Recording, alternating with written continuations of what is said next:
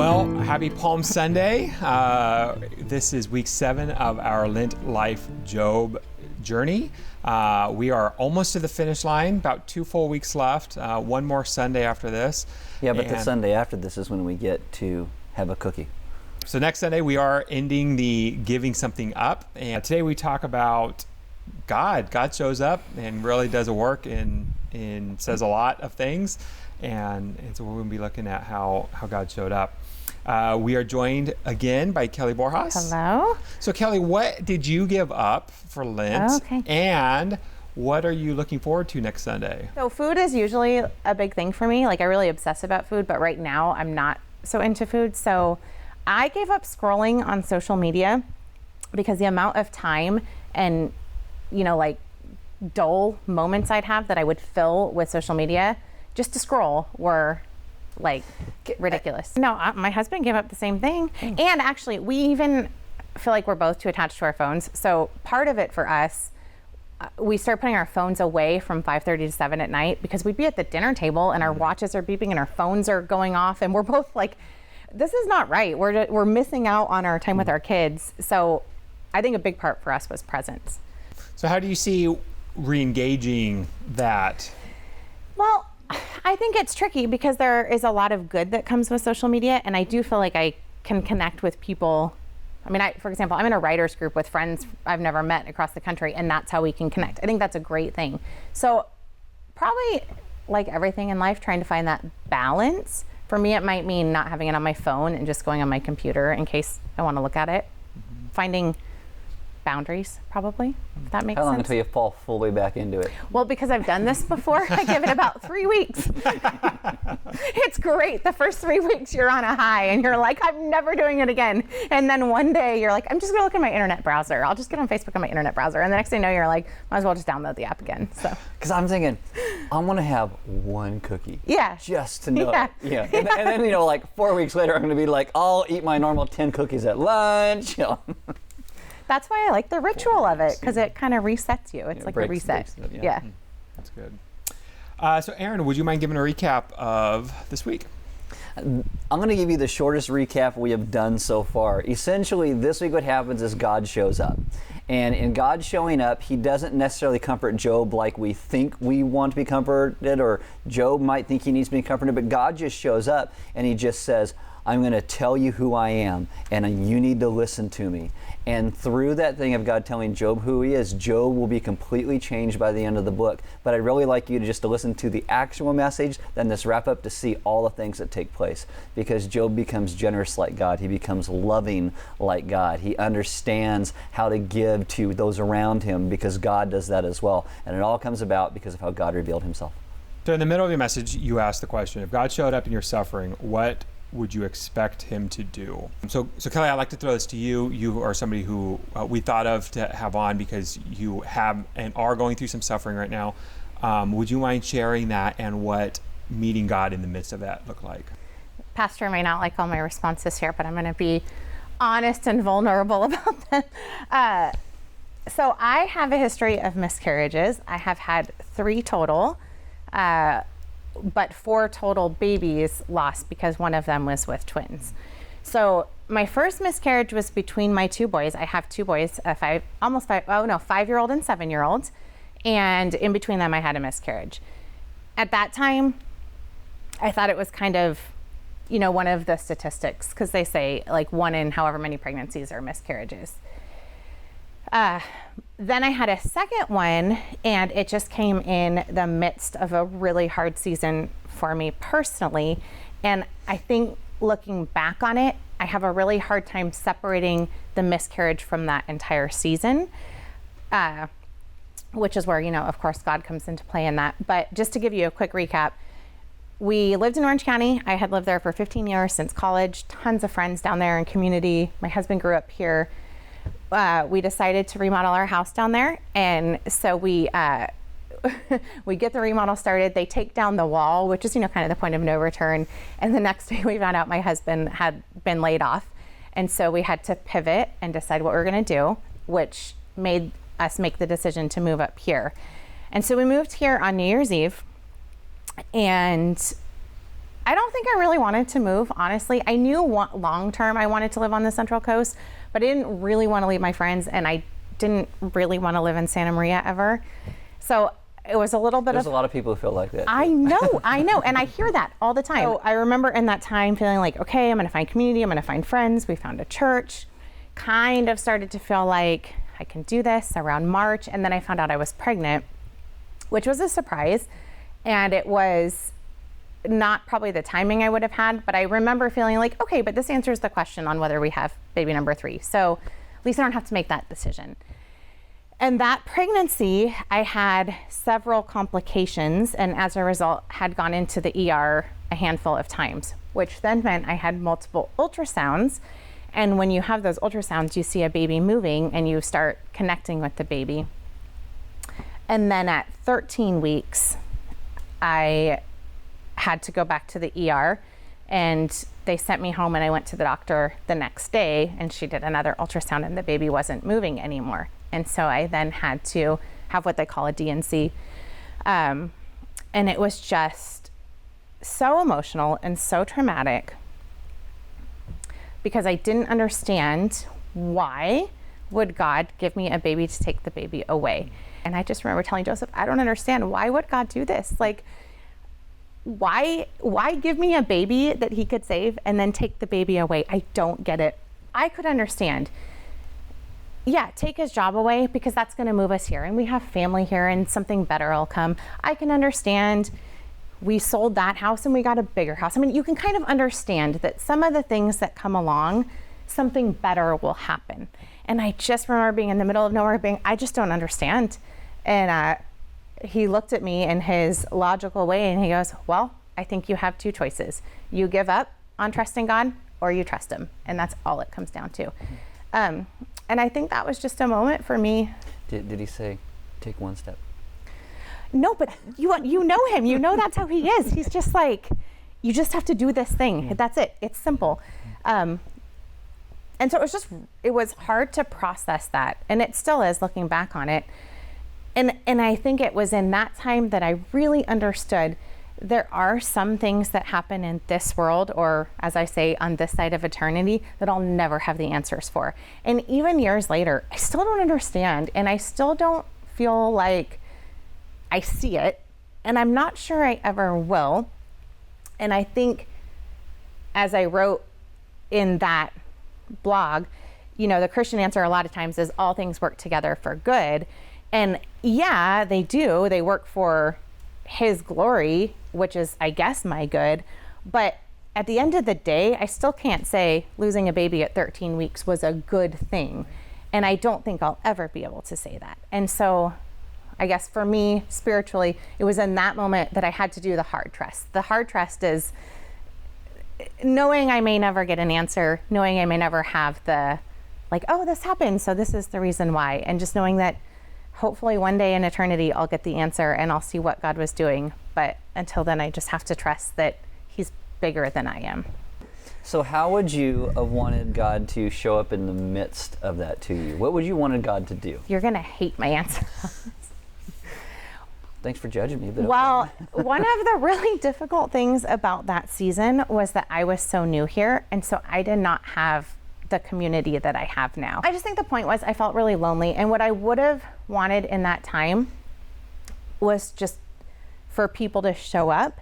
And they did in ways I wouldn't have expected. And maybe friends that I have in other places, but not here at that time. I think that's how I feel God's love most, is when people show up and they're a tangible reminder of him. But I would also like to fast forward and say my miscarriage after that, I had tons of people here support me. And it just goes to show that I had lived here longer and I had time to develop friendships and true community. And the number of people that poured support out during that time, including RGC at the time, they prayed with me, and Laura Weeding brought over dinner, and Michelle G dropped something off, and Caitlin Campbell. I mean, the list of people is a mile long who showed up for me that second time. So people to show up. For me, it's very hard because when it happened to us, I don't want anybody around me. I don't want to talk to anybody. Just leave me alone. And it's hard for me when people go through that to see, what what do they need? Because do you think it depends a little bit on who you are? Right. And I did ask my husband, I said, do you think it's a personality thing that I want people to show up, but other people may not? So I think that's a very valid excuse. Point, I was going to say. No, I think at least as you think about walking through grief with people, sometimes I think the right question is, do you want to talk about it? Mm-hmm. And just let people know you're willing. And if they want to talk, they talk. I just remember feeling like if no one talks to me, it makes it feel like it didn't happen or that it wasn't a big deal. And I'm over here suffering in silence.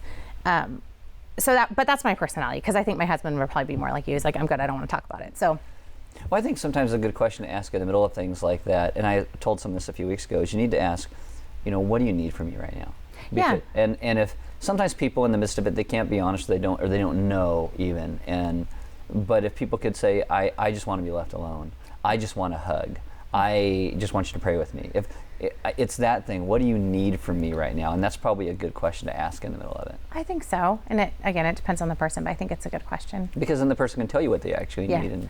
Or I've heard people say, offer several things. I can buy you groceries, I can make you dinner, I could show up and watch a movie with you. You can talk about it, I could sit in silence. I mean, you could kind of give them a list and then they can say, but see, if someone did that to me, I'd be like, I feel like I have to say yes to something so you don't feel bad. And then all of a sudden I'm feeling bad because you want to do these things. And I don't want you to do anything, but I'm going to feel bad because I say no to you when you want to do something. I asked you because I didn't know after we had been here for a while, I knew you guys didn't have kids, but I didn't know your story because I had not been around Element for all those years. But if we're on this topic, I do remember you saying, you had shared your story, and then I remember you saying, but God has, in a lot of ways made Element like a child, and I've been able to be, present. Because they're all a bunch of babies. Well, there is that. But I mean, I think it would be, maybe if you were open to it, nice to hear your stance and your story, because you do have experience with this topic. I mean, Marianne and I, we tried to have kids for years. Always wanted a little girl, wanted to be a dad with a little girl. We went through tons of stuff. She was on, the different drugs, and we decided that we would do everything until this one surgery thing where they said they were gonna. It's almost something like a fork kind of thing, and they like perforate her ovaries to kind of, I don't know, aerate them out like you fertilize a lawn or something. I don't know. And we decided that was the line.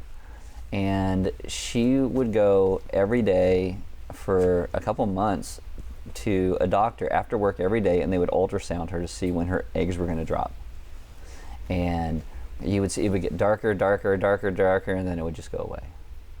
And so it didn't drop. And nobody knew why. No one knew what was happening in that. But she did get pregnant, and she calls me, and I'm at lunch with a couple youth leaders and stuff, and she's in tears, and I can't understand. She's like, "I'm pregnant," and I'm like, so I can't. I'm just so out of it at that point. I'm like, what? And so someone drives me over to meet her. We go to the OBGYN. They do the ultrasound and stuff. And then I was preaching, filling in for the head pastor at this church. And that morning she woke up and there was blood everywhere, and she lost a baby. And it was interesting because I was doing music. There's 3 services. I was doing music in the third one, but preaching at all 3 that morning.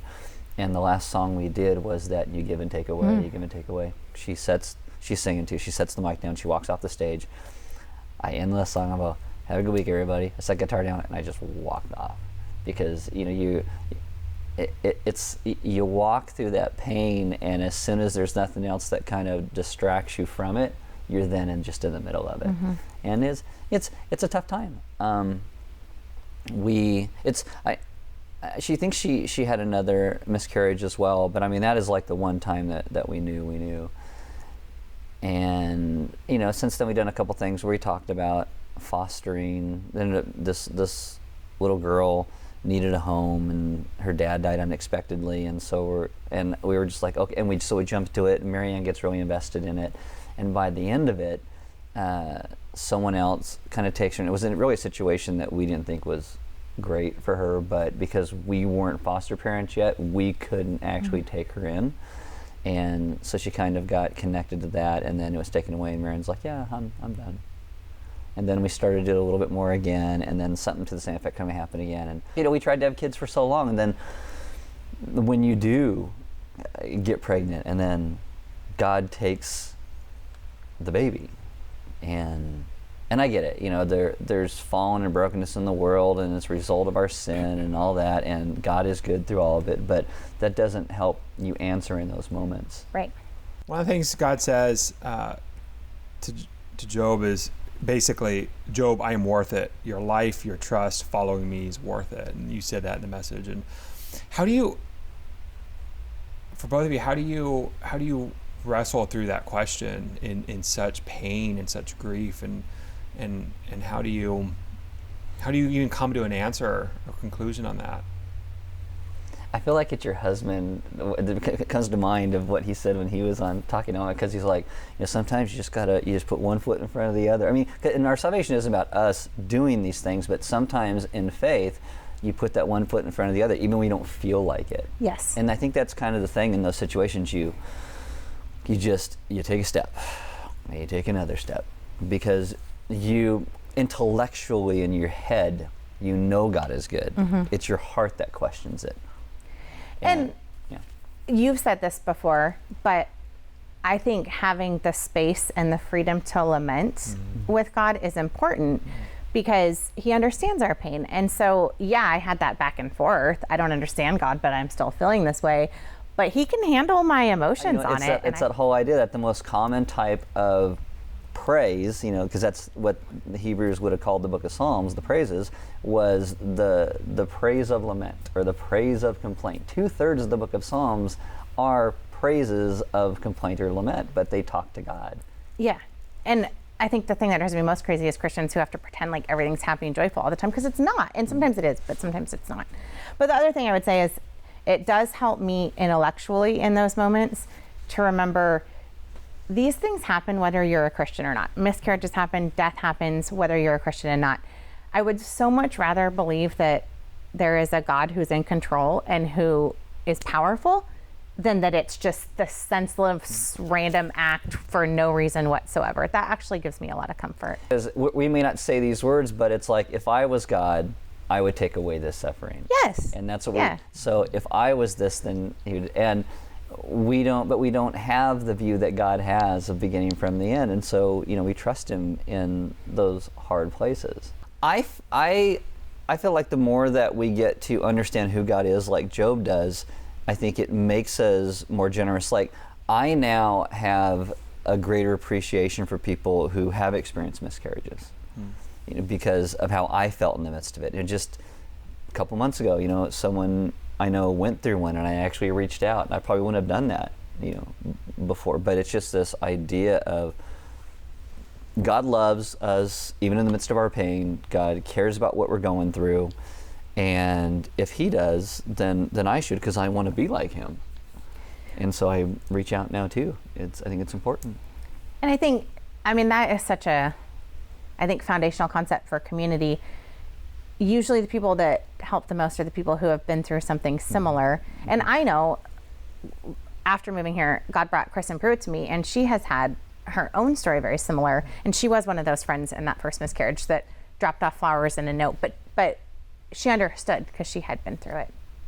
So it's been a few years. So where are you guys at now? Okay. Well, I am 19 weeks pregnant, actually. And so I'm almost halfway. You're almost to viability, actually. I literally am. Not that I'm counting, because it's like April 24th, but I'm almost to viability, which is super exciting. And I haven't been this far in a pregnancy since Luke, my now 5-year-old. And it's great. I think, you know, quote, all signs. By that I mean, medically speaking, everything looks as healthy as it can, but there is still some risk. And so I told Aaron when he asked me if I'd do this, I won't be confident that this pregnancy is full and complete until I have a baby in my arms, but I have a lot more hope and the possibility of a baby in my arms because I'm this far along in pregnancy. So after the last miscarriage, you and Joseph both talked about, well, maybe this is it. We're not going to have any more kids. So what made you decide? Okay, it's kind of an interesting answer, and I would say a lot of that is COVID. So we were on a date one day, and we left our date, and I looked at him. I was like, why do I still want another baby? And he goes, you know what? Maybe we should just try. But that was coming off of COVID, where we spent more time with our family this past year than any other time. I would like to say I have like a medical, like my uterus is heart-shaped, so I have a higher statistical chance of a miscarriage. And I knew that going into this pregnancy. So I actually felt a little bit of shame deciding to try to get pregnant, because I felt a little bit like, I have 2 healthy boys. I just need to be thankful for what I have. And I did talk to a good amount of friends and kind of tell them where we were. But 2 things stood out to me as we were like talking about it and praying about it. One, there's that passage in James that talks about, you know, man, who are you? Oh man, like you say you're going to do this and this and this, but if God wills, it'll be done, basically. And I feel like I do that a lot. Like, I'm going to live my life this way. And sometimes God's like, yeah, you think all of that, but I'm going to send a pandemic and change your entire world. So there was that. And then, you know, the Bible says that God can do impossibly more than we can even ask or imagine. And so getting to that point where we landed on hoping that if it's God's will to give us another baby, we'll have another baby. And if not, He's been faithful in the past, and I know He will be faithful again. I think that's the place we had to land to try. If it happens, fantastic. We will be thrilled. But if it doesn't, God is still good, and I still have so much to be thankful for. Yeah. Well, thank you so much for sharing and being honest and vulnerable, and it's had to have been not super easy. Thank you. Well, so we know this was a difficult and hard conversation, and leading up to Easter, God is a God of suffering. He is a God who knows suffering intimately and better than we would think a God who created all things would. But this week especially, it's a good way to look at who He is, and how He is generous, and how He is good, and how He's gracious, and how He is loving, and really in turn that we can start to emulate Him more because of who He is, and how He loves and extends Himself to us. And so that is our hope and prayer for you this week, that you become just more and more aware of who He is and what He has done, and that it changes all of us as individuals, as a church, as people of God who look more and more generous and loving and good. And with that, we will see you next week for Easter, where we will break our fast right here on camera. No, I'm kidding. Goodbye.